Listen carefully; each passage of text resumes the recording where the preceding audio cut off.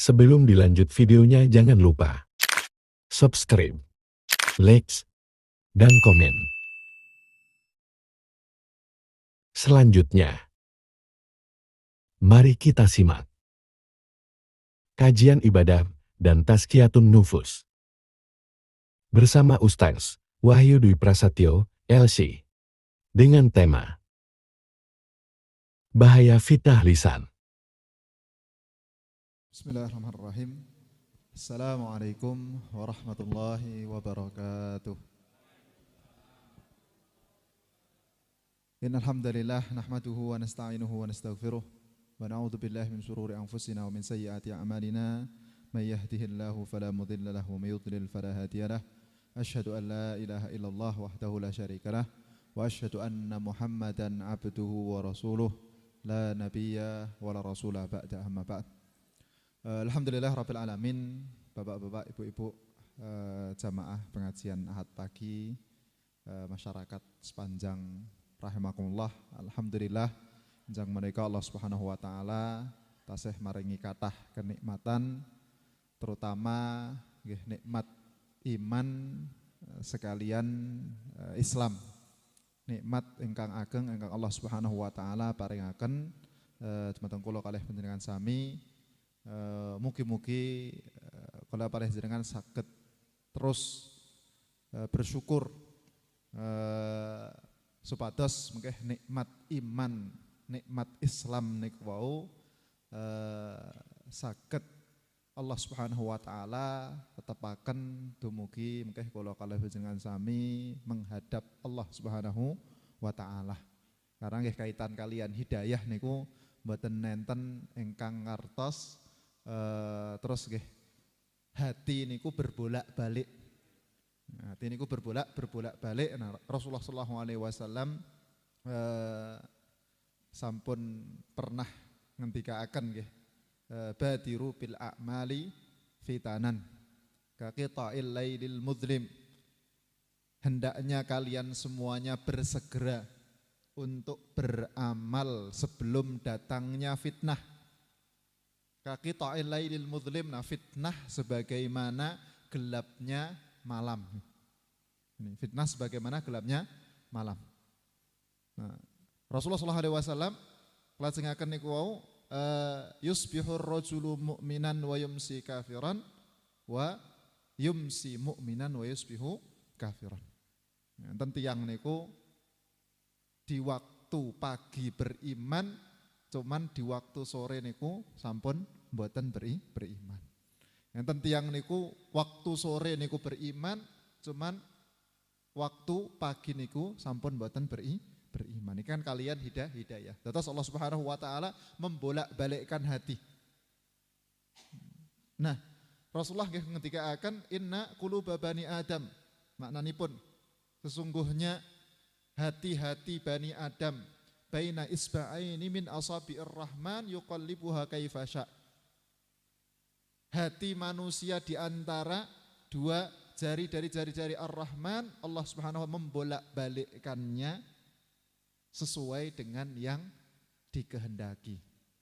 Nah, terus nek boten disyukuri, nah termasuk bagian syukur mensyukuri keimanan kalian Islam niku nggih beramal.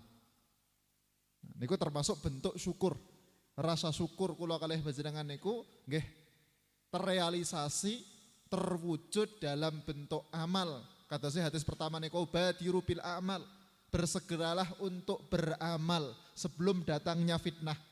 Soalnya mungkin nek sampun dumugi fitnah niku mungkin dugi mboten kertos niku saged ajeng nglampahi niku nglampahi A napa nglampahi B.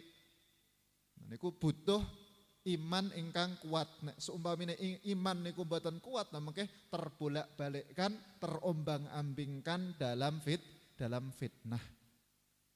Fitnah niku kathah nggih. Fitnah niku kadang mboten mesti nek fitnah niku ujian niku mboten mesti kok ujian niku sesuatu yang berwujud tidak mengenakkan. Fitnah niku mboten mesti kok fitnah niku berwujud sesuatu yang tidak mengenakkan, mungkin tertimpa musibah, tertimpa sakit, tertimpa bencana. Ini kan bagian dari fitnah, bagian dari ujian musibah. Nah kadang justru enten namine ujian kalian musibah niku malah justru nampakin niku malah nyenengke. Terutama napa? Ujian dunia. Tiang niku mungkin nek diuji kalian kefakiran saged sabar. Cuma nek tiang niku diuji kalian kekayaan ternyata malah justru mboten saged sabar. Dados enten kadang sebagian ujian niku tiang niku diuji cuman mboten krasa nek tiang niku diuji. Enten musibah, terkena musibah cuman niku mboten krasa nek dheweke niku wau terkena musibah. Padahal musibah ingkang paling berbahaya niku kan musibah agama. Musibah agama. Makanya nggih Rasulullah niku ngajaraken. Biasanya nek donga niku tiyang niku nek donga termasuk doa ingkang saged terus dilazimi lakoni niku nggih Allahumma la taj'al musibatana fi dinina. Ya Allah, jangan jadikanlah musibah yang engkau timpakan kepada saya, kepada kami itu musibah berkaitan dengan agama. Musibah berkaitan dengan agama. Nah, kadang mungkin diuji kalian donya niku mungkin bertambah. Cuman akhiratnya malah berkurang. Nah kadang seringnya niku malah mboten kerasa niku. Enten tiyang diuji donya niku tambah, akhiratnya niku dikurangi, cuman mboten kerasa. Nah niki ingkang sangat berbahaya nih. Betul-betul berbahaya orang yang diuji dengan dunia, ada musibah di situ, akhiratnya berkurang, cuman tidak merasakan kurangnya nikmat akhirat. Bertambah nikmat dunia, berkurang nikmat akhirat, tidak merasa ada yang kurang. Nah ini berbahaya. Makanya para sahabat radhiyallahu taala anhum niku Rasulullah meseni nggih. Mal faqru akhsha alaikum walakinni akhsha an tuftah alaikumud dunya fatatanafasu fiha. Saya itu tidak takut kalau sumpamanya kalian semuanya sepeninggal saya itu dilanda kefakiran, itu tidak masalah. Rasulullah niku mboten kok wedi mboten nek sumpamane mungkin para sahabat niku fakir kadosé pas zaman Rasulullah. Rata-rata kan para sahabat niku pas zaman Rasulullah SAW secara kondisi niku dilanda kefakiran. Mungkin enten sebagian sahabat niku kaya raya, miliarder enten sebagian. Cuman nggih rata-rata nek para sahabat niku rata-rata fuqara wal masakin. Nah, Rasulullah SAW ngendikaken, "Mal faqru akhsha alaikum," saya itu ndak takut kalau sumpamanya kefakiran melanda kalian, justru yang saya takutkan kalau sumpamanya dibukakan untuk kalian itu dunia, kemudian kalian berlomba-lomba untuk mengejar dunia. Akhirnya lupa akhirat, terlalaikan dari akhirat. Nah, niki ingkang berbahaya. Tiang niku diuji, dunia niku diangkat, dinaikkan, ditambah banyak, cuman ada yang berkurang dari akhiratnya. Dulu sholat jamaah tertib, kemudian sekarang karena fokus untuk ngurusi bisnisnya, akhirnya sholat jamaahnya tidak tertib. Nah, ini kan berarti dunianya bertambah, rezekinya tambah banyak secara rezeki duniawi, cuma ada yang dikurangi oleh Allah Subhanahu Wa Taala. Dikurangin apa? Dek ben niku saged rutin tertib sholat berjamaah, sakniki sholat berjamaah sampun bolong, boten tertib. Bahkan waliyadubillah nek sumpamine mengke salate niku sing bolong-bolong. Sampai mungkin keteter boten saged salat tepat waktu karena saking sibuk. Nah, niki ingkang bahaya. Nah, kadang tiang niku boten krasa. Niki ingkang luwih bahaya melih. Enten musibah agama cuman tiang niku boten krasa. Nek sumpamine tertimpa musibah. Soalnya nggih ujian niku ujian ingkang ketinggalin niku penak. Ujian niku ingkang ketingale penak, padahal akhirat niku nembe posisi merosot berkurang. Monggo nggih jamaah rahimakumullah, mugi-mugi niki dados amal ingkang saged Dadosi syukur, rasa syukur kula kalih panjenengan sami kaliyan Gusti Allah niku nggih beramal, amal. Amale napa? Amal salat, ibadah-ibadah fardu tetap tertib. Ibadah-ibadah fardu tetap tertib. Terus nek saged nggih ditambahi ibadah-ibadah sunnah. Ibadah-ibadah sunnah ditambahi melih. Terus nek tiang niku rezeki duniawi naik, seharusnya niku akhirat harus lebih naik. Orang kalau ditambah rezeki dunia, maka seharusnya akhiratnya ditambah. Oh dulu saya itu kalau semuanya ngaji, dulu ngaji setiap hari itu 1 halaman. Sekarang dinaikkan rezekinya oleh Allah Subhanahu wa taala, berarti saya tak tambah ngajinya sekarang 1 lembar, 2 halaman. Dulu saya ketika sholat nafilahnya paling mungkin cuman qobliyah subuh. Terus saat ini alhamdulillah rezeki ini tambah lancar. Tambah digambelaken kalian Gusti Allah. Tambah kathah kecukupan, tambah tercukupi. Berarti saiki sholat nafilah ditambah. Kudune mengatakan, ampun mengkeh malah berkurang. Dadi nek sumpamine Allah Subhanahu wa taala maringi tambahan nikmat duniawi, berarti nikmat akhirat juga harus bertambah. Supaya ndak berkurang, yang ntar jatahnya di dunia malah justru ntar diberikan oleh Allah jatahnya di akhirat diberikan oleh Allah di dunia. Nah terus akhirnya nikmat akhirat berkurang. Ini kata para sahabat niku kadang nek sumpamane rezeki ini lancar teng donya niku enten sifat was-was. Jangan-jangan ini itu pahala yang disegerakan. Imbalannya, balasannya oleh Allah Subhanahu wa taala ketika di dunia. Jadi pahala yang disegerakan. Oh saya ngerjakan sholat fardu, terus kemudian rezeki dilancarkan ketika di dunia. Jangan-jangan rezeki yang sekarang bertambah ini adalah karena sebagian pahala yang saya dapatkan karena saya beramal, mengerjakan ketaatan. Dan takutnya kalau semua amal ibadahnya tidak ditambah, ntar ternyata amal akhiratnya, pahala di akhiratnya dikurangi oleh Allah Subhanahu wa ta'ala. Makanya ada sebagian sahabat ini kan iri kepada beberapa sahabat yang lain yang dulu di awal-awal dakwah meninggal. Terus sebagian sahabat masuk ke dalam agama Islam, dulu di awal-awal Rasulullah berdakwah, Rasulullah SAW hijrah, belum sempat mendapatkan nikmat duniawi, kemudian sudah dipanggil oleh Allah dalam kondisi ternyata orang tersebut ataupun sahabat tersebut masih dalam kondisi fakir. Sebagian sahabat iri, wah ini nikmatnya berarti ntar pahala, balasan dari pahala amal disempurnakan oleh Allah ntar di akhirat. Soalnya di dunia belum merasakan apapun. Nah, ini sebagian sahabat enten ingkang was.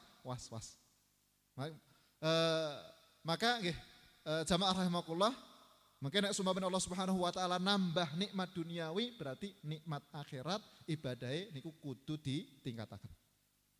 Ibadah harus ada yang meningkat, harus ada sebuah progres. Jangan sampai ibadah tetap stagnan, apalagi sampai berkurang. Nikmat dunia bertambah, oh apa program apa yang bisa saya lakukan supaya dengannya saya bisa menambah amal akhirat. Dulu ketika seumpamanya awal-awal membuka usaha bisa rutin infak setiap minggu 20.000 rupiah seumpamanya. Sekarang alhamdulillah tambah lancar rezekinya, berarti bagaimana infaknya dinaikkan juga. Oh saya dulu infaknya 20.000, sekarang tak tambah infaknya jadi 30.000. Bertambah lagi, ditambah lagi 50.000 dan seterusnya. Sebatas mungkin imbang. Dunia naik, kemudian akhirat juga naik. Nah, maka jamaah rahimakumullah, ini bagian termasuk kaitan mensyukuri nikmat Allah Subhanahu wa ta'ala. Syukur dengan perbuatan. Syukur dengan amal. Soalnya namanya syukur, mensyukuri nikmat itu justru paling utama mensyukuri dengan perbuatan. Buatan kok lisan. Soalnya nek namung lisan tok alhamdulillah. Betul niki termasuk bagian syukur. Cuma nek secara lisan tok tanpa dibarengi amal niku tesih kurang. Soalnya nggih lisan niku enten amalan-amalan khusus. Ental amalan-amalan khusus. Makanya nggih insyaallah kesempatan enjang menika niki membahas khusus kaitan kalian lisan. Awal mungkin mengingatkan sebagai bentuk rasa syukur, semoga dengan bertambahnya nikmat duniawi kita bisa mensyukuri dengan bertambahnya amal. Nah, berkaitan dengan lisan. Lisan itu kan termasuk anggota badan ingkang Allah Subhanahu wa taala paringaken, termasuk nikmat yang besar yang Allah berikan yaitu adalah lisan. Yang dengannya kita bisa mengungkapkan keinginan yang ada dalam hati. Yang dengannya kita bisa mengungkapkan apa yang menjadi keinginan. Maka dengan lisan orang pun tergolong menjadi dua golongan. Dengan lisan orang pun tergolong terbagi menjadi dua golongan. Golongan beriman dan golongan orang yang dia tidak beriman. Karena pembedanya adalah antara orang beriman dengan orang yang tidak beriman itu kan ucapan la ilaha illallah Muhammadur Rasulullah. La ilaha illallah Muhammadur Rasulullah. Tiang nek ngucapaken la ilaha illallah Muhammadur Rasulullah mboten ngantos sak menit ya. Tiang niku nek meninggal dipanggil oleh Allah Subhanahu wa taala kana min ahlil jannah. Ditadosaken kalian Allah niki penduduk surga. Dengan syarat-syarat. Tiang nek mboten purun ngucapaken kalimat la ilaha illallah syahadatain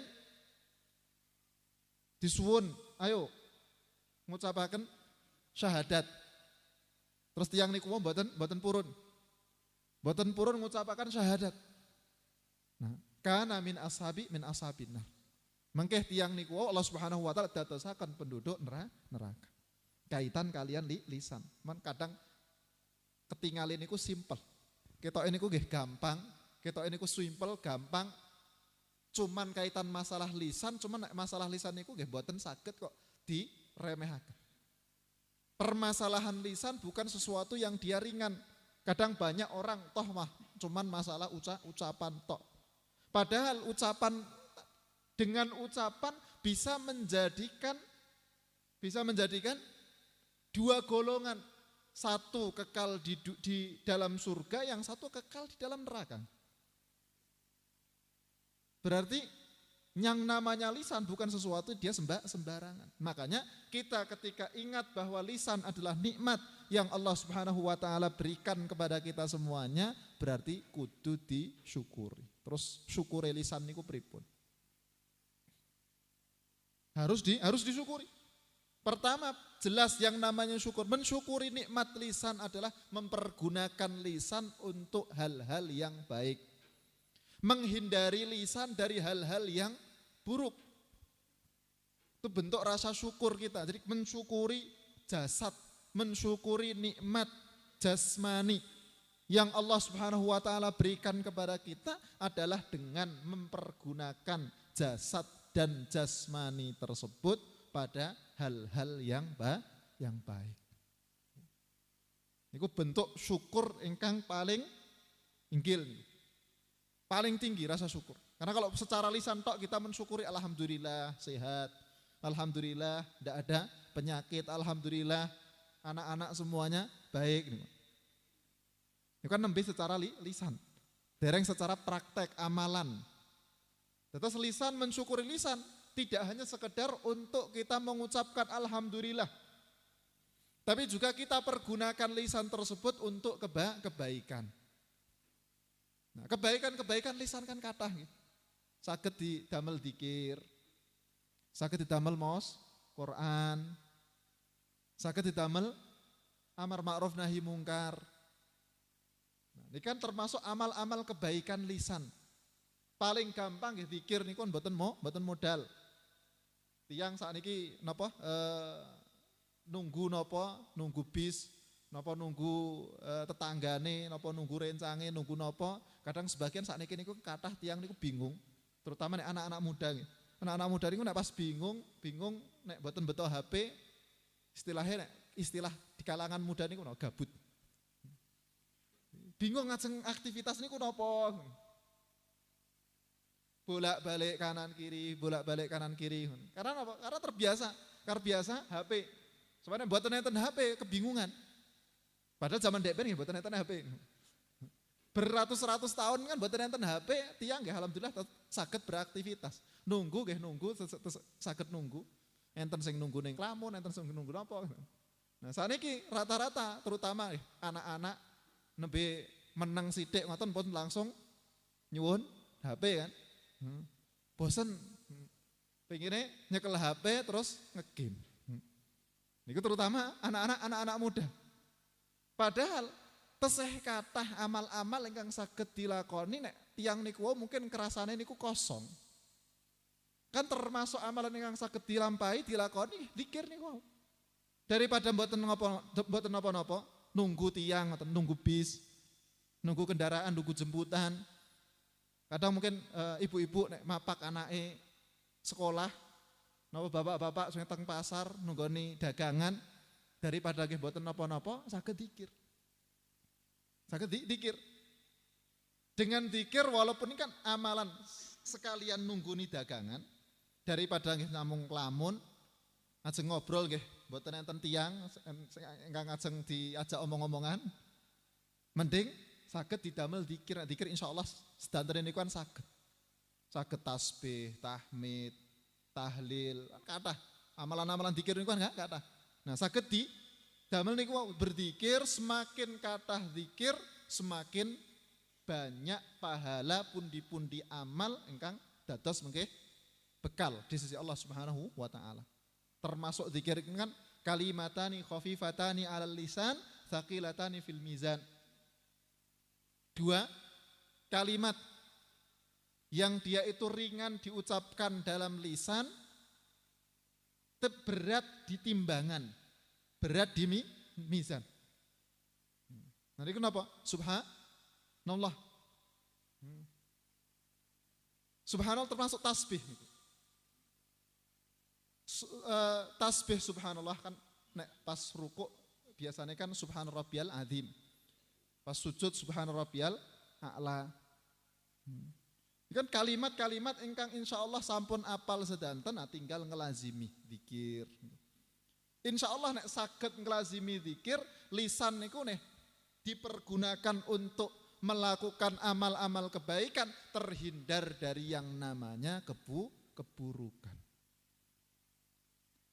Sebagian orang niku gampang mengucapkan perkataan-perkataan buruk, gampang keluar maksiat dari lisan karena tidak membiasakan lisan untuk digunakan beramal baik. Jadi yang menyebabkan lisan kita itu susah untuk kita rem. Pengennya buatan ngomongi tanggane tapi kok koyone kok metu dhewe. Jadi buatan saged direm kok koyone kok otomatis niku metu ki ambak. Nah karena apa? Karena tidak terbiasa untuk kita pergunakan beramal dengan amal-amal yang baik.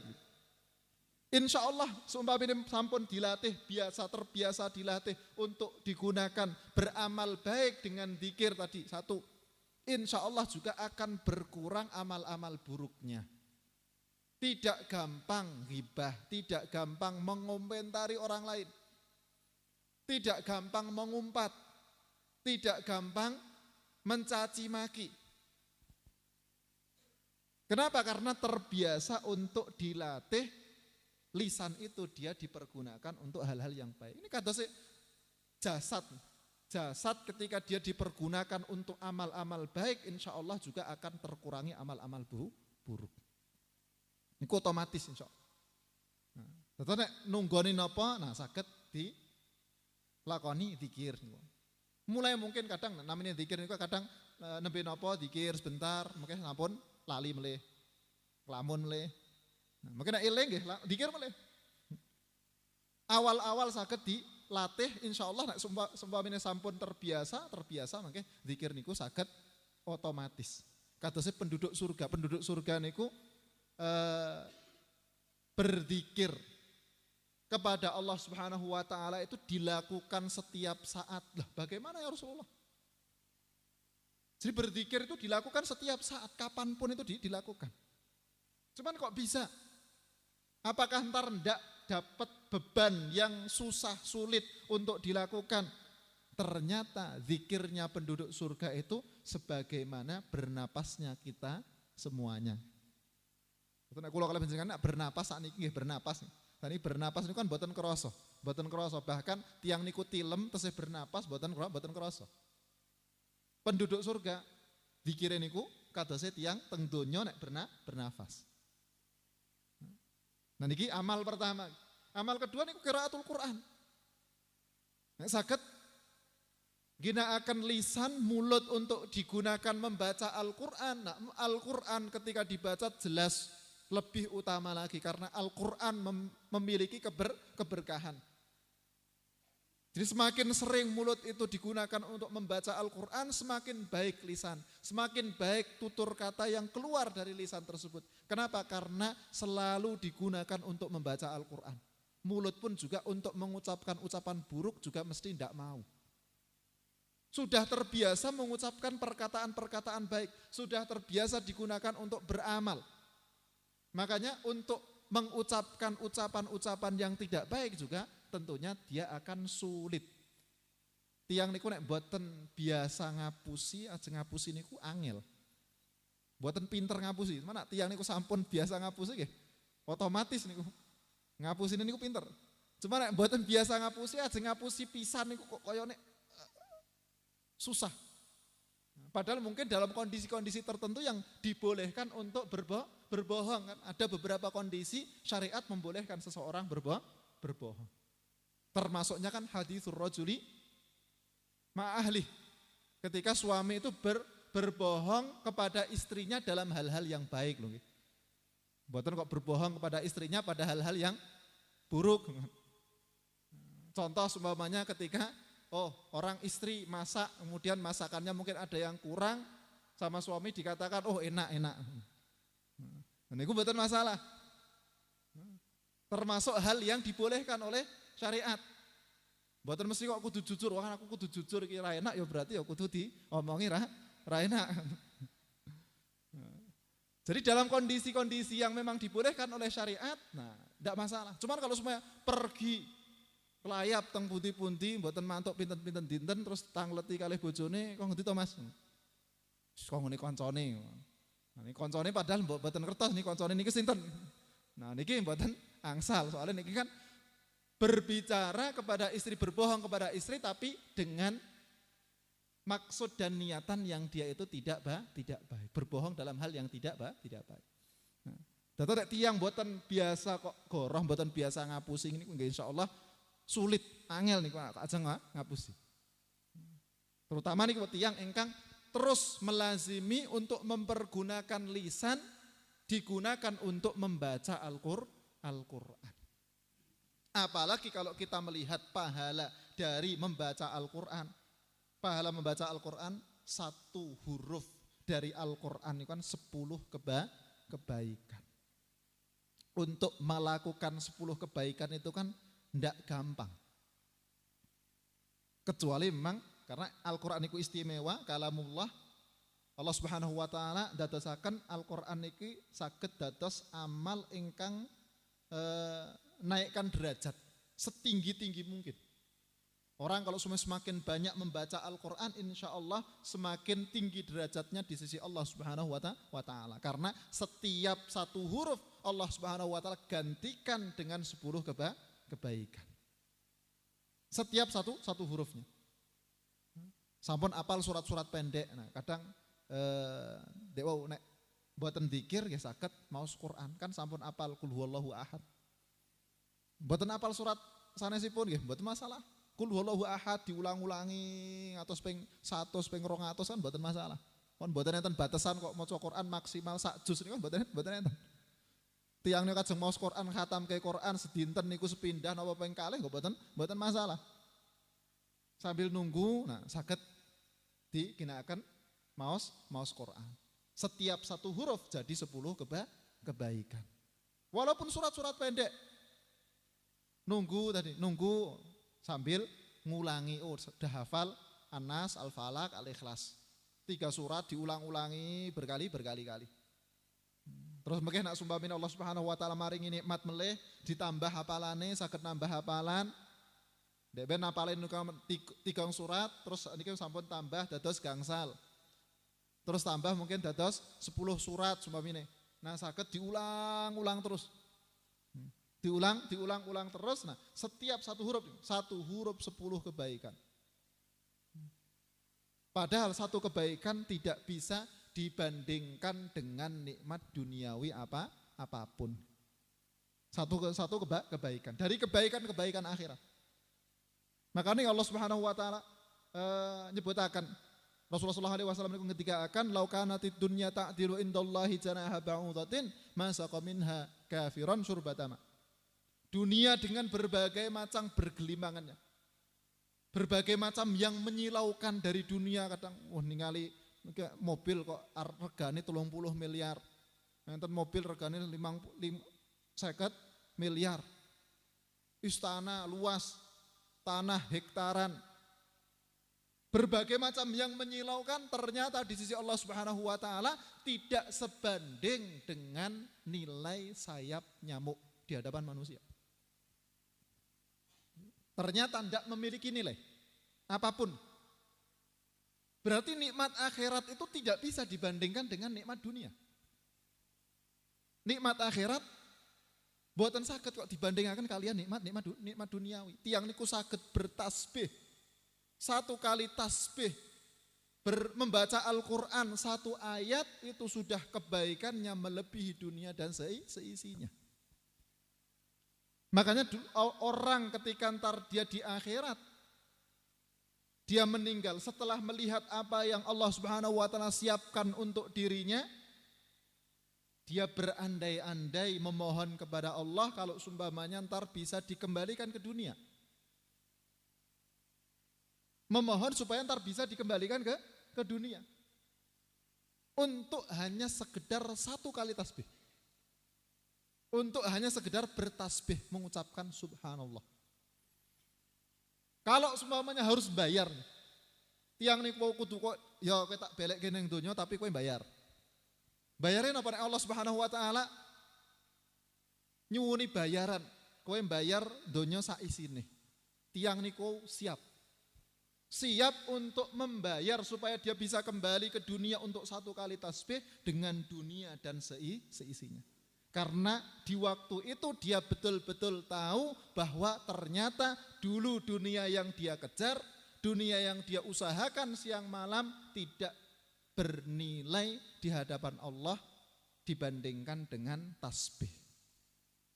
Dibandingkan dengan amal-amal akhirat. Jadi 1 kali tasbih ternyata itu lebih baik, lebih utama, lebih diinginkan oleh penduduk akhirat dibandingkan dengan dunia dan seisinya. Jadi kalau seumpamanya ada tadi orang punya dunia dan seisinya, padahal nggih mboten enten, yang niku paling pol-pol paling sugih teng donya niku kan mboten enten sing gadahi terus sak luasan pulau Jawa niku kan mboten enten. Niki sing paling sugih. Padahal pulau Jawa niku kan mboten sepiro kan dibandingke kalian pulau-pulau teng sak bumi niki nembe sak bumi. Belum oleh mungkin planet-planet sanesipun niku kan tesih kathah tata surya. Dan alam semesta semuanya itu kan luas. Orang terkaya di dunia tidak punya kekayaan sebesar Pulau Jawa. Nah jadi kalau semua orang di akhirat dia memiliki dunia dan seisinya, terus tiang niku wau ningali Allah Subhanahu wa taala sampun nyiapaken tiang niku nek sumpamane ngamal ngeten pahalane niki, balesane niki. Setelah betul-betul melihat dengan mata kepala sendiri, ternyata oh ini yang dia bermanfaat. Oh, kalau semua saya punya dunia dan seisinya itu digunakan untuk menebus supaya ntar dia bisa menambah amal, supaya dia bisa menambah amal yang tadi itu kurang, maka dia siap menebus untuk kasihkan dunia tersebut supaya dia bisa bertasbih. Walaupun cuma 1 kali tasbih. Ini perbandingan antara nikmat akhirat dengan nikmat duniawi. Maka tiang saged nglazimi maos Quran, menjadikan lisan itu untuk amal-amal kebaikan, salah satunya dengan membaca Al-Quran. Nah itu insya Allah itu menjadi sebuah kebaikan yang sah. Nah, amal ketiga nih kan selain maos Quran, zikir maos Quran. Nah, nomor 3 amar ma'ruf nahi mungkar. Amar ma'ruf nahi mungkar. Amar ma'ruf kan mengajak kepada perbuatan ma'ruf, mengajak kepada perbuatan yang baik. Contoh nek sumpamane dados takmir masjid nggih. Nek sumpamane niki kok jamaahe kayane kok biasane ndek ben sak soft kebak. Saiki kok mulai kurang. Nah, berarti woro-woro, takmire woro-woro, ayo para jamaah iki jamaahe kok berkurang. Ndek ben sak soft kebak, saiki kok sak soft berkurang, kudune niku sak soft nambah. Mboten kok malah berkurang. Diumaken kalian jamaah, nah jamaah diajak, ayo nglazimi sholat berjamaah. Soalnya sholat jamaah saged yang niku saged sholat jamaah secara fadilah keutamaan 27 kali lipat dibandingkan dengan sholat sendiri. Walaupun secara hukum mboten wajib. Soalnya nek kaitane kalian wajib napa mboten wajib, berarti kan istilah dagang, istilah usaha niku namung pokoknya sing penting aku ra rugi, modal iki balik. Imam Ghazali rahimahullah beliau ngibaratakan tiang niku nek fokusnya namung amal-amal wajib tok niku berarti kadose tiang usaha, cuman usaha niku sing penting modale ra kurang wis alhamdulillah, ra rugi. Keuntungan niku mboten dipendhet. Arib keuntungan niku mboten dipendhet, padahal nih rata-rata tiang niku nek pas dagang mboten enten kok dagang niat aku kok dagang niatane ya sing penting modale iki cukup ra tambah ra apa-apa. Kan jarang. Mesti nek tiang niku usaha kudune mesti enek batine kan. Kudu enek batine. Kalian amal niku nggih sami. Amal nek umpamane tiang niku namung fokus amal-amal ingkang wajib tok niku mengkeh dadose namung modal. Keuntungannya niku mboten melu niku. Nah Imam Ghazali beliau nyebutakan keuntungan dari amal kita adalah amal-amal nafilah. Keuntungan dari amal kita adalah amal-amal nafilah. Jadi amal-amal yang dia sifatnya sunnah itu disebut sebagai keuntungan yang besar. Maka semakin banyak amal sunnah, semakin banyak keuntungan yang tidak didapatkan. Makanya kewajiban. Engkau kalau subhanahu wa ta'ala wajibakan niku kan mboten kathah. Sedinten niku kan kewajiban salat namung ping gangsal, terus tidak dilakoni niku paling pinten menit. Cuma nak kaitan salat nafilah kathah. Tiang niku saged sakderenge subuh. Bahkan mungkin sakdereng mlebet waktu subuh nggih, niku saged tahajud, witir. Niki nembe kaitan salat. Terus mungkin sakderenge subuh qobliyah subuh. Terus mengke mlebet waktu duha salat duha. Mlebet waktu duhur, qobliyah duhur, ba'diyah duhur. Mengke asar, qobliyah asar. Qobliyah maghrib, ba'diyah maghrib, qobliyah isya, ba'diyah isya. Niku sholat ini kan luwih kathah. Nafilah ini luwih kathah. Sebab itu nama tiang niku nek usaha modale niku 10 yuta, keuntungan niku 90 yuta. Kan rata-rata nggih ngoten kan. Tiang niku pengine nggih modale niku sithik sing paling sithik pokoke. Sak sidik-sidike modal, sak akeh-akehe untung. Di modal 10 yuta, pokoknya piye carane 10 yuta itu dadi 1 juta. Amal wajib nggih, kudune kan ngoten. Modal niku paling sithik soalnya nggih Allah Subhanahu wa taala syariataken niku kan mboten kathah. Kewajiban-kewajiban niku kan mboten kathah, tapi Allah Subhanahu wa taala memotivasi. Rasulullah SAW memotivasi para sahabat dan umatnya untuk banyak beramal. Maka tidak ada yang bermanfaat. Termasuk hal yang paling afdal adalah ketika seseorang itu dia memperbanyak sujud. Rasulullah memotivasi, dimotivasi sama Rasulullah orang untuk dia memperbanyak sujud yang dengannya orang tersebut dia bisa mendapatkan keuntungan yang banyak. Ini kaitan amar ma'ruf niku mengajak kepada perbuatan ma'ruf. Nah, orang yang dia mengajak ke perbuatan ma'ruf tadi softnya kurang nih. Ayo para jamaah kita melazimi sholat jamaah ke masjid. Nah, ada jamaah yang datang jadi pahala juga bagi orang yang amar ma'ruf. Jadi kebaikan juga bagi orang yang mengingatkan. Karena orang dia bertambah banyak, akhirnya masjidnya jadi bertambah makmur. Padahal nek sholat jamaah niku kan 1:27. 1:27. Jangan sampai tertipu. Nek kula kalih panjenengan sami, kula kerja niku masuk shift mungkin, shift pagi jam 8 sampai mungkin sampai sore. Jam 8 sampai sore. Terus kemudian enten kan biasanya kan enten jatah lembur. Nek sumpamine muga saged nambahi dugi maghrib napa dugi isya, berarti kan jatah niku jatah lembur. Gaji minimal sak yuta. Sekali napa seminggu sak yuta. Niku nek sumpamane pelebet jam 8 dugi asar. Nek lembur dugi isya mengke dados 17 yuta. Seminggu niku. Niku kita nak sumpamane enten tawaran ngoten kan, wah bedane sithik ya mending aku tak lembur. Nah, kan jam 8 dugi asar, asar dugi isya nambah sithik wah rapate bedane iki rapate akeh. Mending tetep mendeteliku lembur saged mengke angsal 17 yuta niku sak minggu. Kados salat kan sami, mesti rata-rata wong niku kan mesti milih lembur. Kabeh mesti milih lembur. 17 yuta banding sak yuta kok mosok milih sak yuta tok. Nek sumane enten tiyang niku wah kok milih sak yuta tok wah mesti perlu dipertanyakan. Kudune kan milih 17 yuta. Salat jamaah kan sami. Tiyang niku salat sami-sami salat. Kan padha-padha le salat. Tinggal mlaku ning masjid. Nambahi mlaku ning masjid sedilit boten ngantos pinten menit, nambahi mlaku teng masjid, nek teng masjid berjamaah 27 derajat. Neng omah salat kiambak niku namung sak derajat. Nambahi sithik kados niku nambah sithik lemburan.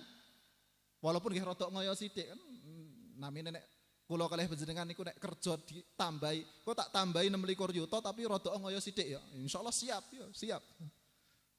Kaitan amal akhirat kon ngoyo sithik kalih Gusti Allah niku waduh ya Allah kok abot men ajeng mlampah teng masjid. Padahal nambahi kan namung sekedhik nih. Nambahi mlampah teng masjid sekedhik paling pinten menit, balik melih teng griya kan sami. Padha-padha leh salat ning omah salat, ning masjid ya salat. Sing salat ning masjid berjamaah 27 derajat, di rumah cuman 1 derajat. Padahal derajat akhirat dek wong mboten saged bandingaken kalian derajat duniawi. Nek teng donya sak yuta banding 17 yuta ning akhirat niku sak yuta niku mboten napa-napa. Mboten saged dibandingkan kalian 1 derajat di akhirat dengan 27 derajat, ndak bisa dibandingkan. Nah niku kalian salat napa? Salat berjamaah.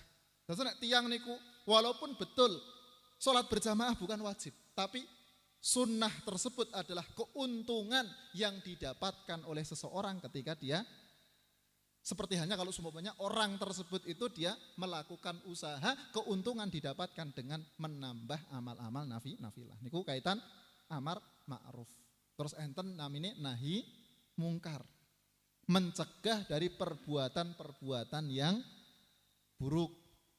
Nah, enten tetanggane niku mungkin omongan niku elek terus dieling nih. Nah, niki termasuk nahi mungkar. Nah, nahi mungkar niku termasuk hak dan kewajiban aslinya nggih.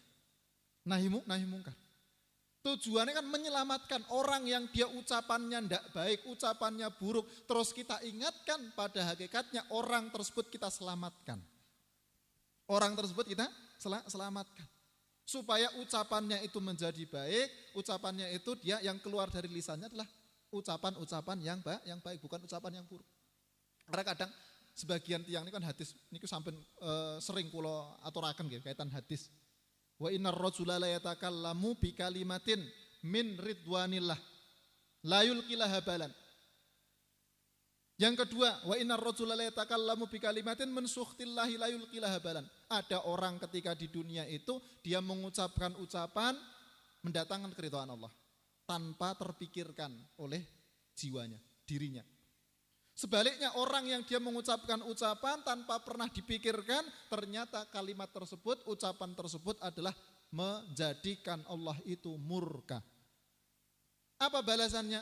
Yang pertama, dimasukkan ke dalam surga. Yang kedua, dimasukkan ke dalam neraka. Gara-gara ucapan yang keluar dari lisan. Maka kalau semua ada orang tadi itu mengucapkan lisannya itu terbiasa mengucapkan hal-hal buruk, kita sebagai orang yang tahu, nah kita ingatkan, ini termasuk nahi mungkar. Dan nahi mungkar pada hakikatnya adalah masuk hak dan kewajiban. Maksud hak kewajiban itu apa? Orang berbuat buruk, kita punya kewajiban untuk mengingatkan orang tersebut. Orang tersebut punya hak untuk diingatkan. Orang yang dia berbuat buruk punya hak untuk diingatkan sama saudaranya. Datane enten tiyang niku ngeling nih, tiyang kok ucapane niku mboten sae, ucapane niku elek terus diilingne kalih koncone niku, asline koncone niku nembe wenehi hake tiyang niku wau. Memberikan haknya. Sama seperti kalau semuanya kita punya hak dan kewajiban, kita bekerja di suatu tempat, punya kewajiban. Kewajiban apa? Kewajiban bekerja. Punya hak-hak apa? Yaitu untuk diberikan imbalannya, upahnya diberikan. Kalau kita kerja di satu tempat terus tidak dikasih upahnya, otomatis kan kita akan menuntut hak. Saya sudah bekerja di sini selama 2 bulan kok belum ada dikasih apa-apa. Nah, kan kita menuntut hak.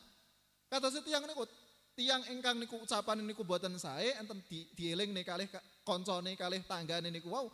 Pada hakikatnya aslinya orang tersebut memberikan haknya. Sebagaimana tadi kita bekerja di satu tempat, terus orang yang di tempat kita bekerja di tempat tersebut memberikan upah kepada kita. Itu kan hak. Terus amar ma'ruf nahi mungkar niku mboten kok namung kaitan kewajiban tok mboten. Hakikat amar ma'ruf nahi mungkar adalah hak dan kewajiban. Makanya para rasul Allah Subhanahu wa taala utus kepada masyarakat, ketika para rasul kok tidak mau berdakwah, ya dimarahi sama Allah. Karena ada kewajiban mengingatkan, memberikan hak pengingat, mengingatkan umatnya, mengingatkan orang-orang yang menjadi mat'unya. Itu kan mereka para mat'u ini mereka memiliki hak, makanya orang yang dulu tidak pernah diingatkan sama sekali bertemu dengan Allah dalam kondisi dia berbuat salah, ya Allah saya dulu tidak tahu. Tidak pernah ada orang mengingatkan saya ya Allah. Nah, makanya orang tersebut ya dia, oh ternyata belum dapat haknya. Belum mendapatkan haknya. Yang ditanyai orang-orang yang mereka seharusnya mengingatkan. Ditanya dulu kamu sudah mengingatkan si A ini atau belum? Kalau semuanya belum, nah baru kemudian ntar Allah Subhanahu wa taala yang menghitung, dihisab gitu. Niku kaitan amar ma'ruf nahi mungkar. Terus jamaah rahimakumullah niki termasuk amalan lisan. Jadi mengingatkan pada perbuatan yang baik untuk dikerjakan, mengingatkan perbuatan buruk supaya ditinggalkan, termasuk amal lisan yang dengannya seseorang itu dia bisa mendapatkan kebaikan akhirat. Yang insya Allah terhindar dari penyakit lisan. Penyakit lisan itu kan nggih kathah. Makanya Imam Ghazali rahimahullah beliau nyebutaken niku kan afatul lisan. Bahaya ataupun penyakit dosa-dosa lisan, maksiat lisan. Itu disebutkan macam-macam. Tadi mengucapkan, mengumpat, ucapan yang tidak baik, ada ghibah, namimah, kemudian membicarakan tadi mungkin masuk dalam kategori ghibah, mengomentari sesuatu yang seharusnya tidak dikomentari gitu. Karena kan bisa masuk dalam kategori ghibah. Walaupun kadang sesuatu yang dikomentarkan tersebut itu ada pada orang tersebut. Jadi ada orang berbuat tidak baik terus kemudian orang itu pada membicarakan keburukan orang tersebut tanpa niatan untuk mengislah, tanpa niatan untuk memperbaiki. Nah, ini kan termasuk ghibah. Loh kan ada, loh bukan ini memang perilaku ini ngono. Akhirnya dados napa? dados pembicaraan orang-orang, perilakunya kan mangono. Nah, justru Rasulullah SAW ngendikaken apa? Fa in kanat fihi faqad ightabtah fa in lam takun fihi faqad bahattah. Jadi kalau memang ada perbuatan tersebut pada orang tersebut, ketika Rasulullah ditanya tentang ghibah, mal ghibah itu dzikruka akhaka bima yakrah. Engkau menyebutkan tentang saudaramu pada sesuatu yang dia itu tidak mau untuk hal tersebut itu disebut-sebut, dibicarakan. Orang punya keburukan kemudian dijadikan pembahasan, perbincangan di kalangan orang-orang. Bukan dengan niatan islah, tapi niatannya untuk menggunjing. Nah, ini kan masuk kategori ghibah. Nah, ghibah ini kan maksiat lisan, bahkan maksiat lisan yang dia masuknya kabiratun minal kabair, termasuk dosa besar. Dari dosa-dosa besar yang Allah Subhanahu wa taala tetapkan. Makanya orang ketika ghibah di akhirat itu kan akan dimasukkan ke dalam mulutnya itu timah panas. Ancamannya besar. Maka tadi orang dia membicarakan keburukan orang lain masuk dalam kategori ghibah. Walaupun hal tersebut ada pada orang tadi. Maka Rasulullah menyebutkan, kalau seumpamanya hal tadi itu ada berarti itu ghibah, kalau seumpamanya tidak ada maka masuk dalam kategori buhtan. Buhtan itu lebih besar lagi, jadi seperti hanya fitnah. Jadi engkau memfitnah dia, tidak ada perilaku buruk tersebut pada orang tadi, kok kamu membicarakan perilaku buruk dan kamu nisbatkan kepada si fulan, si A. Berarti ini kan masuk dalam kategori fitnah, buhtan tadi.